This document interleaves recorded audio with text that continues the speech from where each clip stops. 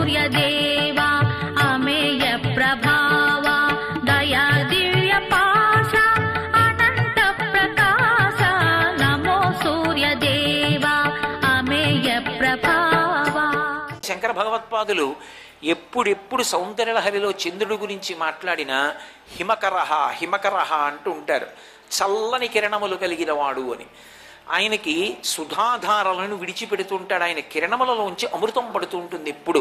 అందుకే ఆపాతాళ నభస్థలంత భవన బ్రహ్మాండమా విస్ఫుర జ్యోతిస్ఫాటికలింగమౌళి విలసత్పూర్ణిందువంతామృతై అస్తోకప్లుతమేకమీశమనిశం రుద్రానువాకాన్ ద్యపం ధ్యాయే దీప్సిత సిద్ధయే ధ్రువపదం విప్రోభిషించేచ్చివం బ్రహ్మాండ వ్యాప్త దేహ భసిత హిమరుచాభాసమానాభుజంగై కంఠే కాళాః కపర్దాః కలిత శశికళశ్చండకోదండహస్తాః త్రిక్షా రుద్రాక్షమాలా సులలిత వపుషః సంభవా మూర్తిభేదాః అని అభిషేకం చేయడం వల్ల ఫలితం వస్తుందా?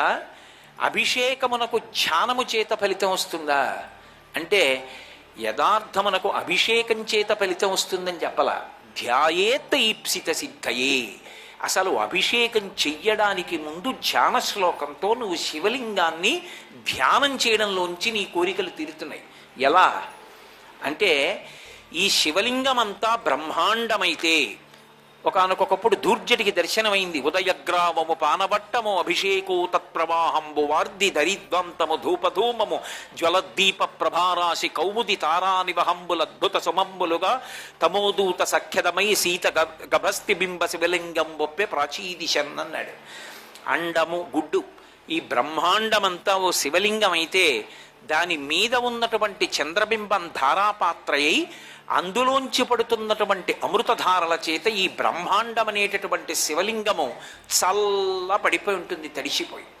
ఆ చల్లగా తడిగా ఉన్న శివలింగాన్ని ముట్టుకుని ఆ చల్లతనాన్ని అనుభవించడం ఎవరు ధ్యానమునందు అనుభవిస్తారో అటువంటి వారికి ధ్యాయేత్ ఈప్సిత సిద్ధయే ధ్రువపదం విప్రోభిషించేచ్చివం.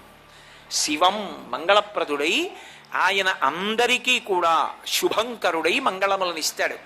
కాబట్టి చంద్రుడు సుధాకిరణుడై అమృత కిరణములను తనవిగా చేసుకుని అమృత వృష్టిని కురిపిస్తాడు. ఇప్పుడు ఆ అమృత కిరణముల చేత ఓషధీతత్వాన్ని కల్పిస్తాడు. ధాన్యం పండుతోందనుకోండి, ఆ పండుతున్న ధాన్యం కొంతకాలం నిలవ చేసి తీసుకొచ్చి మళ్ళీ భూమిలో పెట్టి తడి తగిలితే అందులోంచి అంకురము వచ్చి ఒక్క వడ్డు గింజలోంచి కంకు పుట్టి కంకులోంచి మళ్ళీ ఇన్ని ధాన్యపు గింజలు ఎవరి అనుగ్రహం చేత వచ్చాయని అడిగారు. అదంతా సూర్యానుగ్రహమే.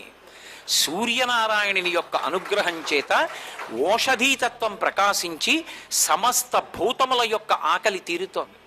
అంటే అటువంటి మహానుభావుడికి అన్నం పెట్టిన వాడికి, పోషించిన వాడికి, ఋతుకర్త అయిన వాడికి, ప్రభాకరుడై వెలుతురిచ్చిన వాడికి మనం నమస్కారం చేయకపోతే ఎంతటి కృతజ్ఞతా దోషాన్ని మనం పొందుతాం. అందుకని సూర్యనారాయణమూర్తికి నమస్కారం చెయ్యకుండా ప్రారంభం చేసినటువంటి రోజు ఏది ఉందో ఆ రోజు కృతజ్ఞతతో కూడుకున్నటువంటి రోజు.